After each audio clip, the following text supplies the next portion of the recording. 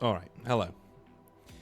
I am unexpectedly free for the next 45 minutes, half an hour. So I thought I'd come on and finally draw a line under the Terminus Decree. Get that all sorted. Nip it in the bud, that kind of a thing.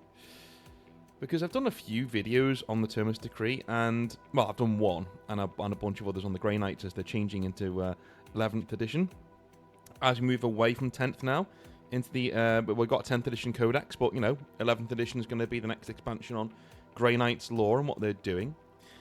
So I thought I'd have a calmer video, where I sit here, I'm going to be ranting in 5 minutes, right, this is how this goes, but I'm going to try and be calm for the majority of this video, where we talk about the Terminus Decree, how it works, how it has worked, and maybe draw a line underneath some of my opinions, and some of them have changed. I've done more research over the last few weeks, scoured the internet, scoured my Discord, and other YouTubers as well, got their opinions too, watched a load of videos of what people thought about the Terminus Decree, and I'd say I have a lot more of a balanced, calm opinion, even though I'm still wholly against what Games Workshop have done with the new lore. This is more of an exploration of why things have happened, rather than, how dare you, one of those videos. So if you're interested in that, then stick around, because it's going to be 20 minutes to half an hour of me just waxing lyrical about the Grey Knights, and why they're cool, and why the Terminus Decree maybe is good and bad, I don't know. So, without reading them verbatim, I mean, I probably will read them verbatim, to be honest with you. Let me just check on my computer where I put those things. I will read them verbatim, because, at least the new one, because the Terminus Decree is extremely, extremely important to 40k going forwards, and a lot of people out there will generally look at me like I've grown another head when I say that. Like, it'll be like, dude, are you serious? Yes, I am actually quite serious. Let me jump in and show you the new Terminus Decree, and we'll go from there, because we're going to examine this, as we did in the other video, line by line, but I have a few more things to say that I think will actually give a lot more context to my own arguments when it comes to the Terminus Decree and why it doesn't really work. So, let's jump into it. Here it is. So the old Terminus Decree, this is not the old Terminus Decree, this is the new one. The old Terminus Decree essentially said that the Grey Knights had access to a single box, and it was this ornate box that only the Supreme Grand Master of the Grey Knights could open, and only he actually knew about it too, which is kind of a misnomer, because we hear about the Terminus Decree being spoken about with Grey Knights in different novels, but okay, it's 40k, let's just move on. Inconsistencies. And inside this box is said to be something known as the Terminus Decree, and the lore stated that nobody really knew what this thing did. The only thing we did know about it is the seal that is on the box, and on the Terminus Decree itself only matches a seal in one other place in the entire Imperium, the Emperor's Golden Throne. Right? So, we have the old Terminus Decree. It is linked very heavily to the Emperor's Golden Throne, and what in God's name is going to be happening over there, right? So, if you want to know what most people thought the Terminus Decree could be, we need to look at something called the Talisman of Seven. The Talisman, of Seven Hammers. So, this thing is not the Terminus Decree. Now, the Talisman is not the Terminus Decree, but it was essentially a compass-like device that could be installed into the Golden Throne, and if that occurred, there would be a firestorm sent out across Terra to annihilate the world, so that Horus wouldn't claim his ultimate prize. Like, he wouldn't claim the Emperor's seat, he couldn't claim any of his power, he couldn't claim anything like that, right? And the Chaos Gods would also be robbed of their prize. It was a last bitter FU to the traitors, essentially. And it was given to Vulcan because he was the only Primarch with enough empathy to realise when he should use this talisman. The Emperor couldn't really... It's one of those arguments where the Emperor did actually know his sons quite well, because he chose Vulcan to carry this thing. He didn't give it to Dawn or anybody else, didn't give it to Sanguinius. He gave it to Vulcan because he knew Vulcan had that empathy to say, look, okay, I'm going to use this now, In a weird way, Vulcan's also the worst person to give it to, because Any other Primarch would be like, if I do this, I'm also going to die. Whereas Vulcan knows, no, if I do this, I'll just be like a scarred corpse, but I'll just regenerate eventually. So he knows that the talisman isn't going to kill him. You know what I mean? So in a weird way, it's kind of a plot hole. But anyway, let's not think too much about it. My point is, this is probably what the Terminus Decree is leaning towards, right? The talisman is not the Terminus Decree. Okay, I'm not saying it is. But for things to be installed in the Golden Throne, this is the kind of thing they can be capable of. This is what we're saying. The Talisman of Seven Hammers was a thing that was capable of destroying Terra. Verbatim. Done. Gone. Right? It's in the law. So we can only... The old Grey Knight law, we can only assume that whatever you install into the Golden Throne, like something called the Terminus Decree, would do something pretty devastating. Okay? Because it's in the same family tree as the Talisman of Seven Hammers. Alright, so... We also look at something called the Terminus Sanction, which is revealed in the Siege of Terra books. And the Terminus Sanction is made by a person named Foe, who I won't go into here, but he's a very confusing character and is a bit of an idiot, but we'll go into that in another video.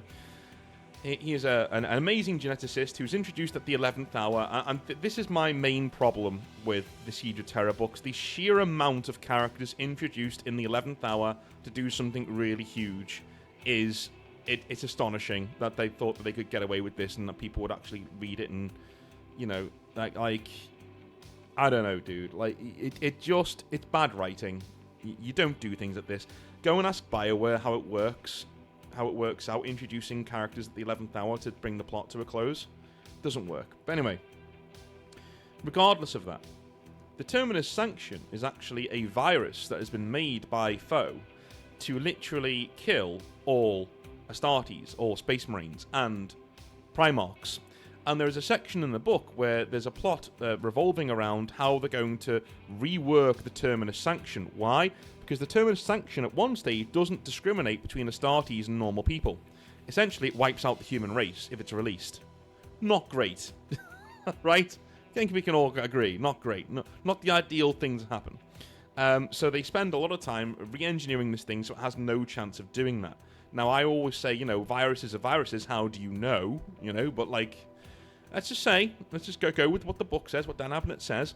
The Terminus Sanction now has no chance of infecting normal humans. It will only wipe out the Astartes and their Primarchs. Great. Okay. Cool. So the Custodes will be safe. The Emperor will be safe.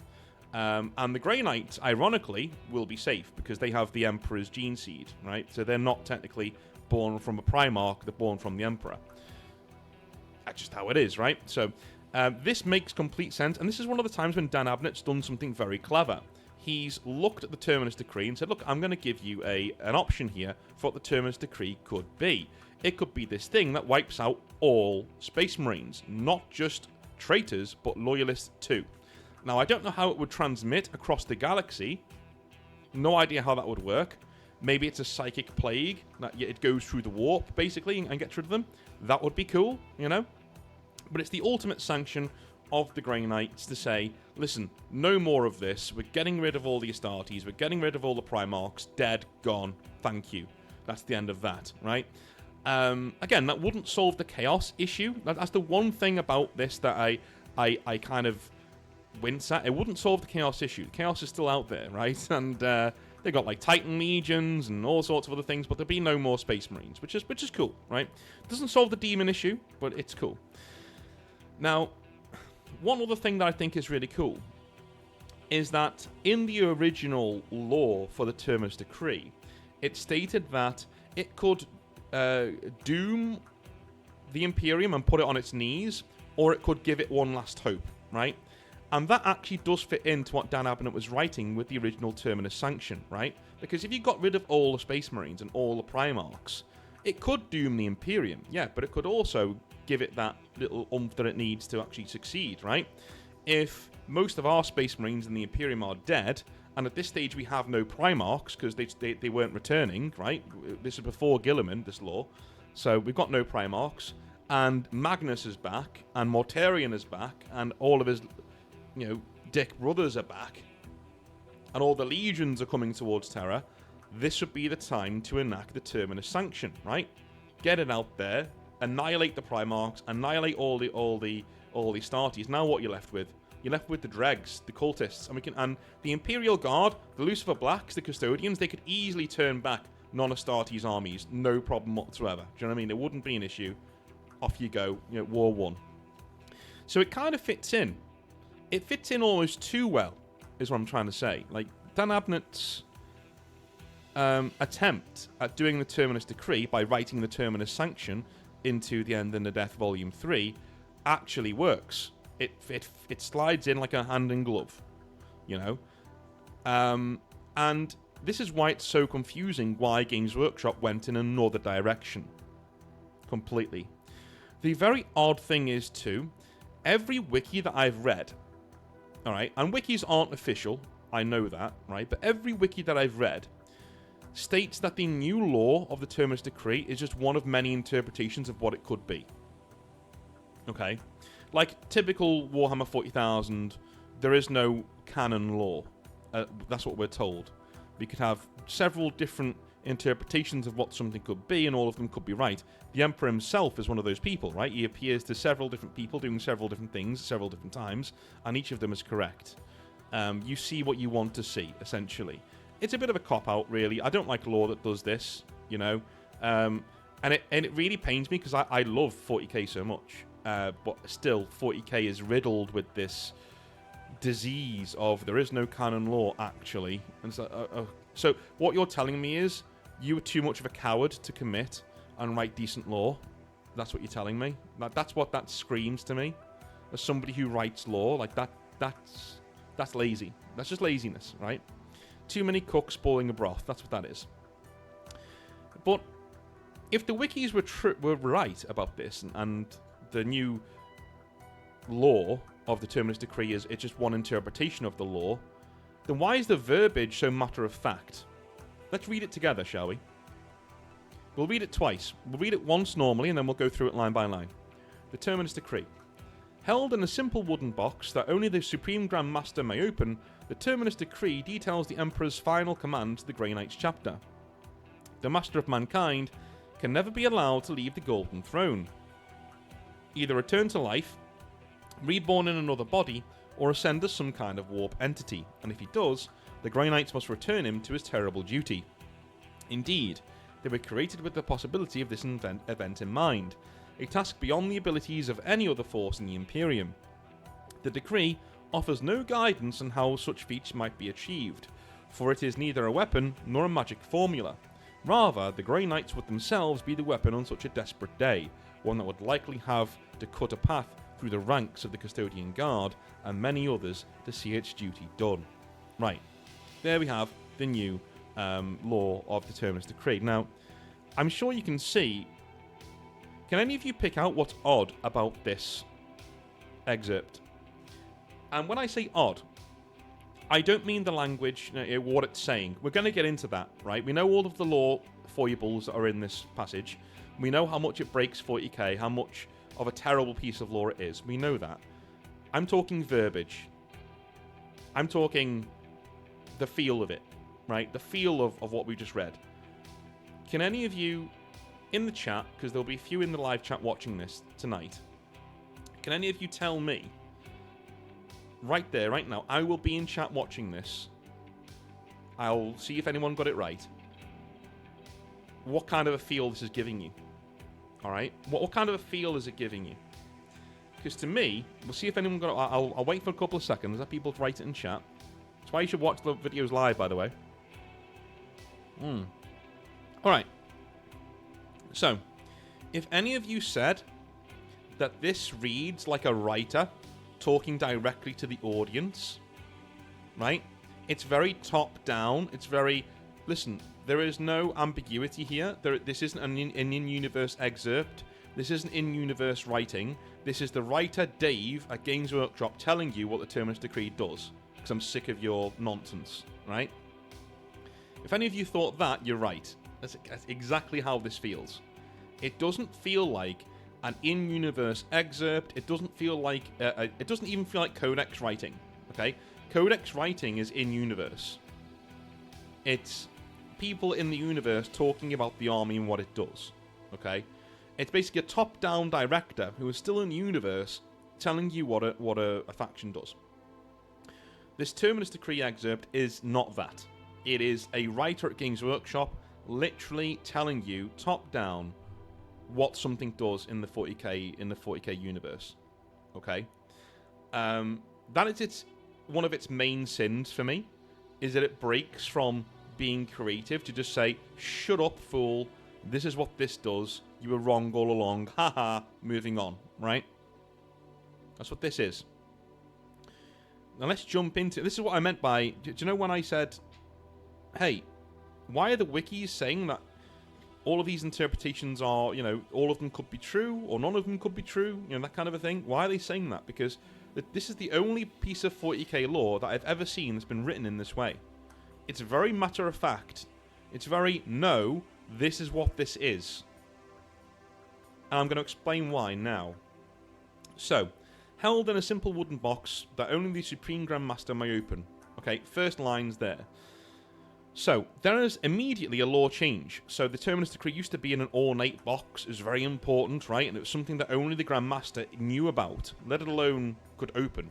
Only the Supreme Grandmaster knew about the Terminus Decree, right? Nobody else knew about it. Now, all of the Grey Knights know about it, but only the Supreme Grandmaster may open it, right? And it's that simple wooden box thing, it's very apt, because they're stripping away all of the mystery, all of the gravitas away from this piece of 40k lore. It's very strange that that's their choice. It used to be in an ornate box, in this mysteriously, awesome thing. This apparatus that you had to, basically only the Supreme Grandmaster even knew about it, let alone could open it, right? Now it's just a box. I don't know. The Terminus Decree details the Emperor's final command to the Grey Knights chapter. Again, breaking away from established lore here. We don't know... Well, we do. If you've ever read the book The Buried Dagger, which is a really good book, by the way. A very good book. By the same guy who wrote The Flight of the Eisenstein, by the way, which is one of my favourites. And one of a lot of people's favourites. James Swallow. If you read that book... The Emperor does meet the original Grey Knights. Okay? He meets them all. And at no point does he give these orders. No point. There is one point in the book where Loken, who was originally supposed to be one of the original Grey Knights, he's not, but like he was supposed to be. Yeah, and here's another thing. We couldn't just have that, could we? The Grey Knights couldn't just have Loken. Wouldn't that have been nice? Like Loken gets a good ending. He goes to Titan. He's one of the original Grey Knights. And he just fights for the Emperor. How cool would that have been? We can't have nice things, though, can we? We're the Grey Knights. We're not allowed nice things. We've got to have things like this. Stop ranting. Stop ranting. I just can't get over how much Games Workshop writers despise Grey Knights. I don't think I'll ever understand it. It's very strange. I never thought I'd want Matt Ward back, but I do. Because he wrote really busted lore, but at least it came from a place of love. Do you know what I'm saying? Everybody complained about Matt Ward as if he was the devil himself. But all of his lore was like, literally, these guys are the coolest because I'm writing about them. Right? Now, he went too far, absolutely. Yeah, completely. He went too far. But at the same time, I'd rather have that than this nihilistic, cowardly, non-committal nonsense. That's just me. I'd rather have that than have my favourite faction torn down and essentially demystified and, made lame. I'd rather a guy who loves Grey Knights writes about the Grey Knights, is what I'm saying. Which clearly Matt Ward did love Grey Knights, and it's what it is. Anyway, moving on. So Loken has a sort of... He blinks and the Emperor's gone, and he doesn't know how much time has passed. So in that time, the Emperor could have given them this final command. But in all likelihood, if you don't see it on screen, it likely didn't happen, or you can't say it did, right? At the very least, you can't say that it did happen. So there we go. So we never actually see the Emperor give the Grey Knights this final command. So immediately, what would the lads say? Law crime? Yeah? Immediately, law crime. Okay. The Master of Mankind can never be allowed to leave the Golden Throne. Either return... Yeah, here we go. Here we go. So we'll disregard the Master of Mankind can never be allowed to leave the Golden Throne, because that's just an explanatory line. It doesn't really break anything. It's just like, you know... Either return to life, reborn in another's body, or ascend as some kind of warp entity. Okay. Now, here we go. This is where we're getting the top-down, I'm the writer, you will listen to me whilst I break your law, and there's nothing you can do about it explanation, right? He's literally disregarding, he or she who wrote this is literally disregarding completely the Star Child theory, the Emperor as a god and the warp theory, the Sensei theory, all of these different things that were hinting to the Emperor coming back. He's immediately saying, no. If any of these things happen, the Grey Knights need to put him back on the throne, because it's not what's supposed to happen, right? So it's almost like, this is what I mean. It's very rare. This is written like somebody who knows 40k lore. You know, when people say to me, when people say to me, oh, North, they let the intern write this, right? I've come to the conclusion that that's not true. Because this person clearly knows 40k lore. Because why would you write a line like that if you don't? Right? He has disregarded every single piece of the Emperor coming back, quote-unquote, lore that we have. Right? Warp entity, as in a god in the warp, right? Nope, can't have that. Okay. Reborn in another's body, the Emperor having soul reborn and coming back, nope, can't have that. Return to life in any way, the Sensei, the Star Child, things like that, nope, can't have that. It's like a categorical list. The person who wrote this knows 40k lore. This isn't an intern, dude. You know? And if he does, the Grey Knights must return him to his terrible duty. Again, the ultimate form of the Grey Knights is there, right? What are they supposed to do? Indeed, and here's the big thing, here's the big kicker. Indeed, they were created with the possibility of this event in mind. So this says to me, we're disregarding all of the Grey Knights' lore, right? And they're really all about keeping the Emperor on the Golden Throne. That's really what they're there for. They're not there to kill demons. They're there to keep this Emperor on the Golden Throne. That's what it's for. That's what they are for. But this raises more questions.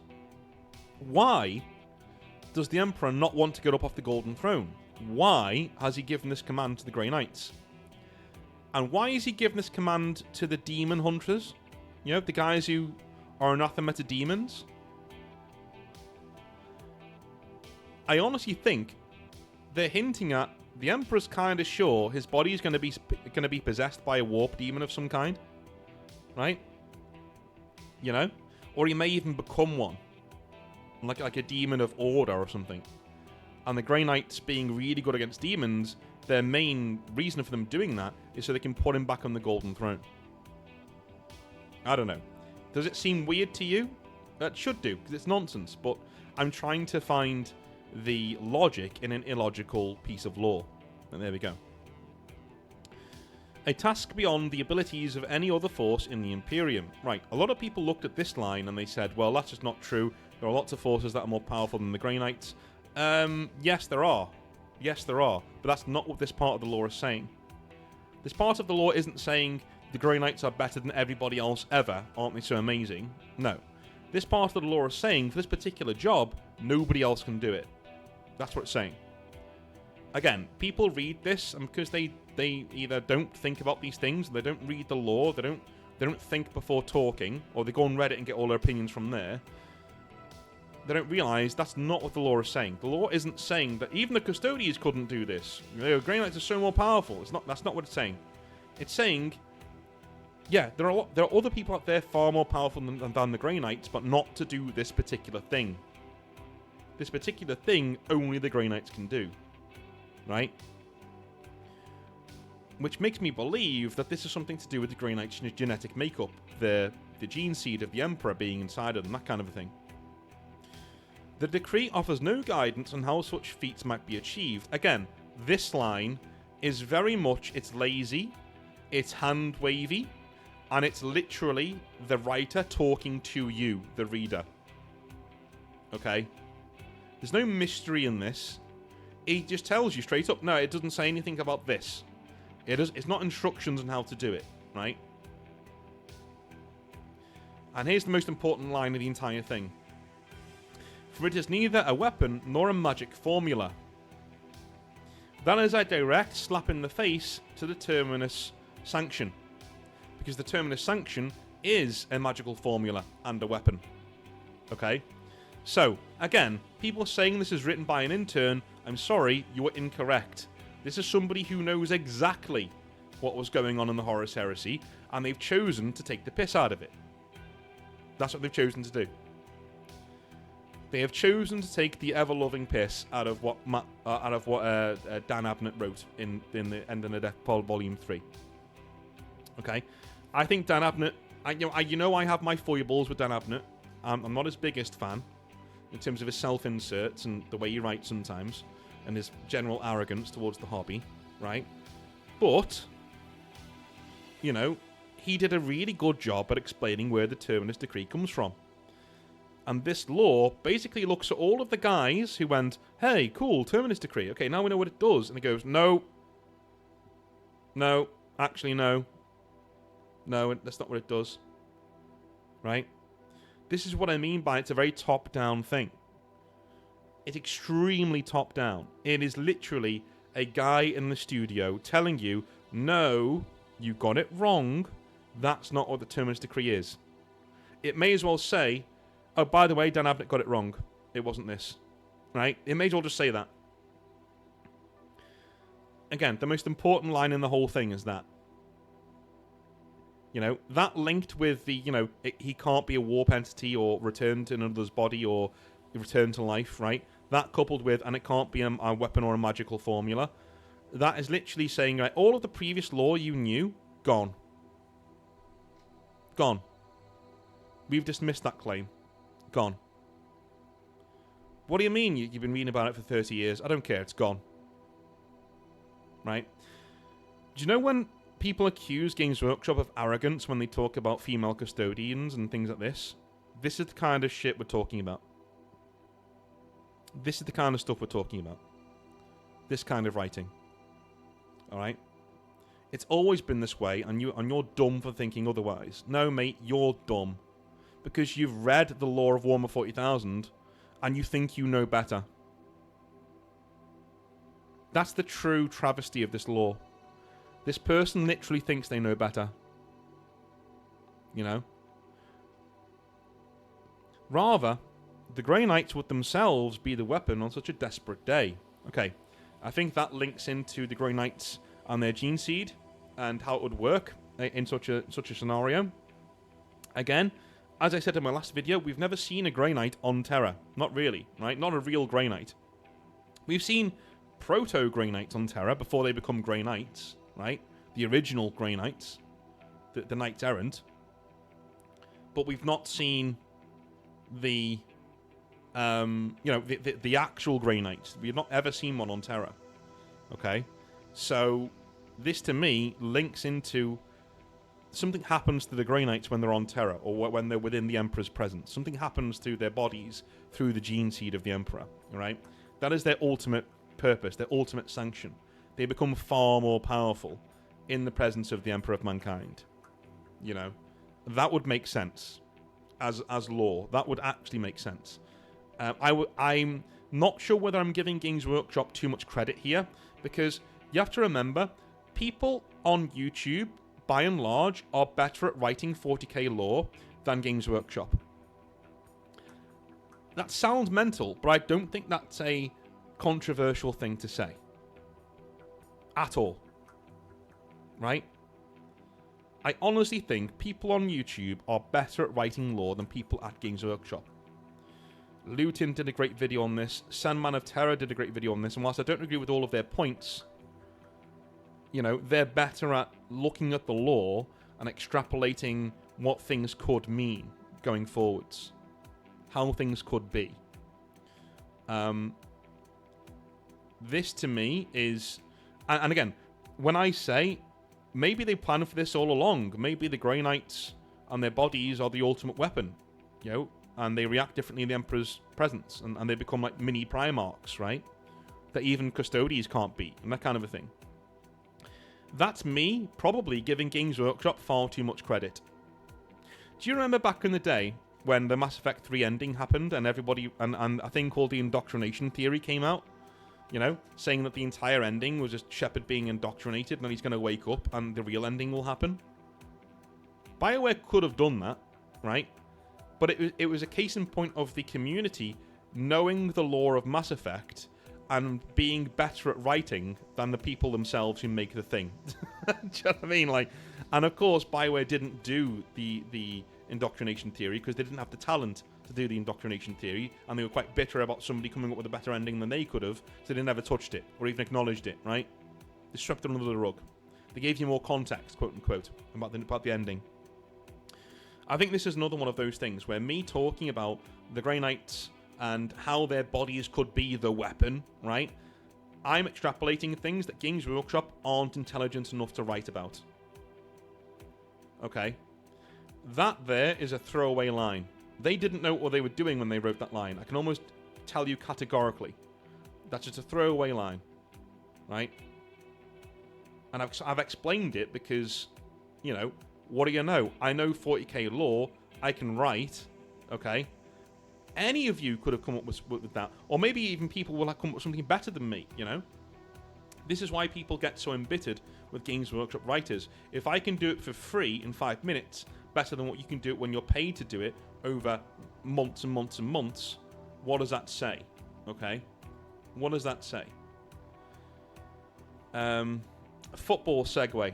We recently had a decision in the Premier League where a referee made an incorrect call despite going over to the video assisted refereeing booth, which basically slows down the incident. It's like a tenth of the speed, shows him it from all different angles, right? And he still made the wrong decision. When everybody else in the stadium, looking at it in real time, without it being slowed down, said it should be decision A, he said, no, I've seen the replay, it should be decision B. What? And the replay clearly shows decision A was the right one. Do you know what I mean? That's the kind of thing, and it makes people very bitter, because we're like, you're a referee, you're getting paid to do this. Okay? You're getting paid not a small amount of money to do this. And we've given you every tool. How are you getting this wrong? The same thing goes for 40k writers. You're being paid to do this.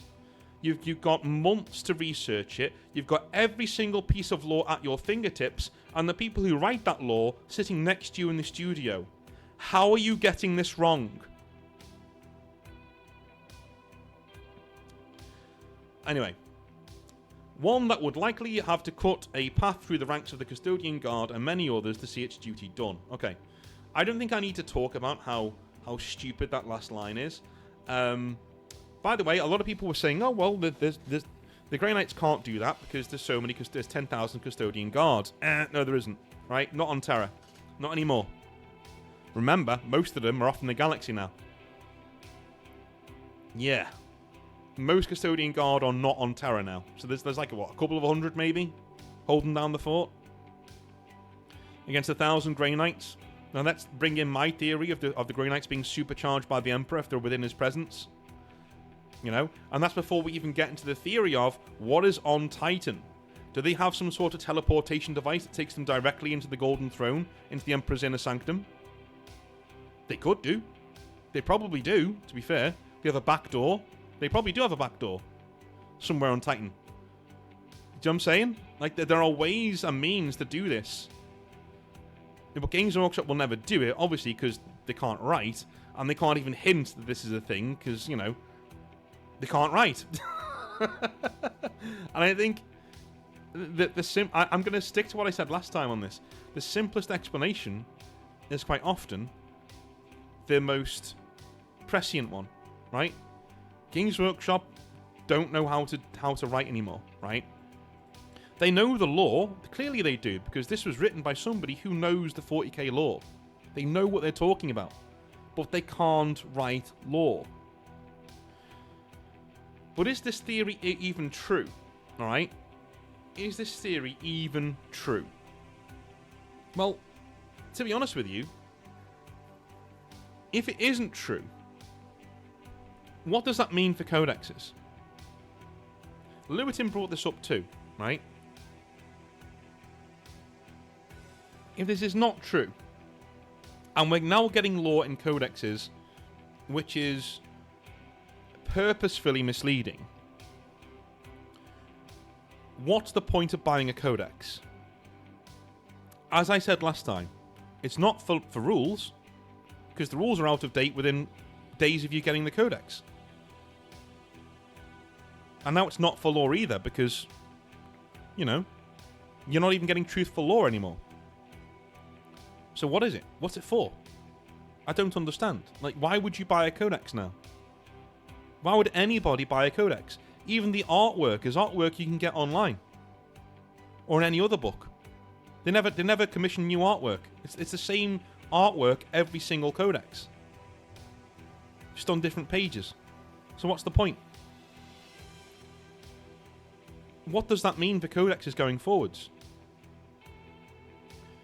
What could Games Workshop's motivation be for writing the Terminus Decree in the way that they have? What is the end goal here?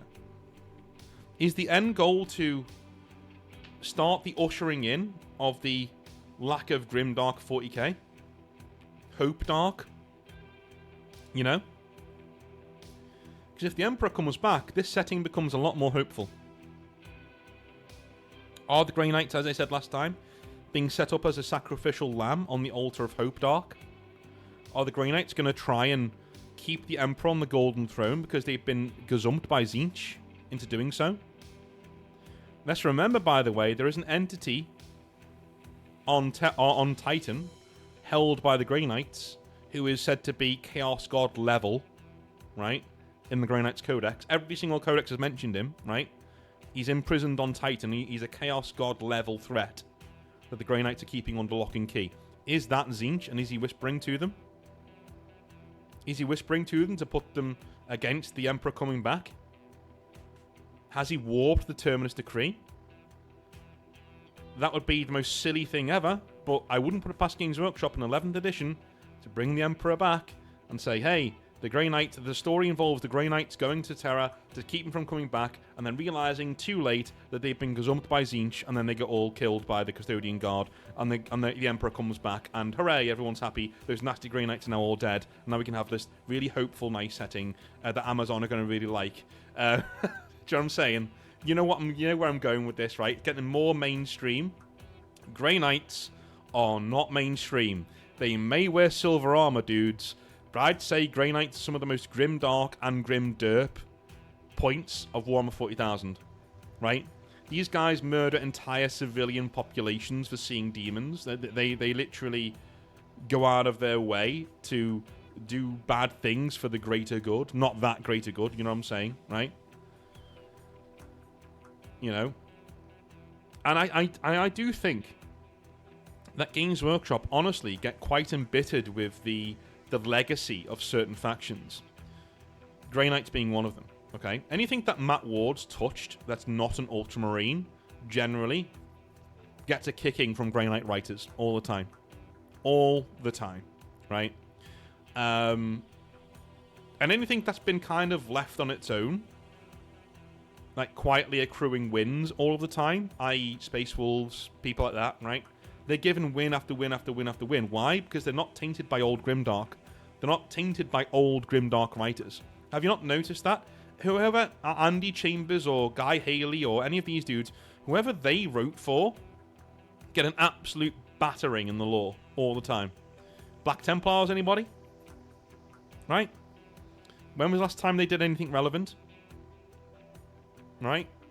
Hell's Reach was a long time ago. And the only thing we've heard from them now is that they're now killing Custodes.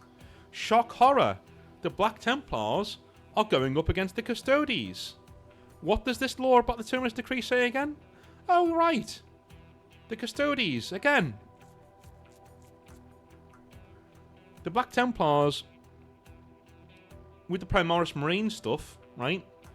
were seen killing custodian guards or getting in their way. You know, setting themselves up as enemies of the custodian guard. And now the Grey Knights are also being set up as enemies of the custodian guard. Okay. This custodian guard that is now 25% female. Aha. I'm sure you all see where I'm going with this. Right? It's tinfoil hat time, I know. But I'm sure you can all see where I'm going with this. If they're going to reset Warhammer 40,000 to be more Hope Dark than Grim Dark, the Black Templars and Grey Knights have to go. They've got to go the way of the Demonculabra. Right, they've got to go. Because they don't fit. They just don't fit. Inquisition 2. Inquisition are way against the Custodes. You already know that, right? You know. The rough edges are being sanded down. And I'm kind of afraid that the Grey Knights are one of those rough edges that are going to be jettisoned with 11th edition or 12th edition whenever it comes. But it will come. You know, it will come. Anyway, those are my final thoughts on the Terminus Decree and the Grey Knights. I won't be doing another Terminus Decree video because I just think I've said all I needed to say. I've done, this is like the last of the trilogy of videos, I suspect. Maybe even 4. But this will be the last one. So hopefully you've had a good time listening to it. I will speak to you on Sunday, where I'm going to be doing another live stream. And I may do a special video tomorrow or over the weekend on a new thing that I'm working on. Maybe, if it's ready. Alright? I love you all a long time. Have a wonderful rest of your day. And I'll speak to you very, very soon. Have a good one. Bye now.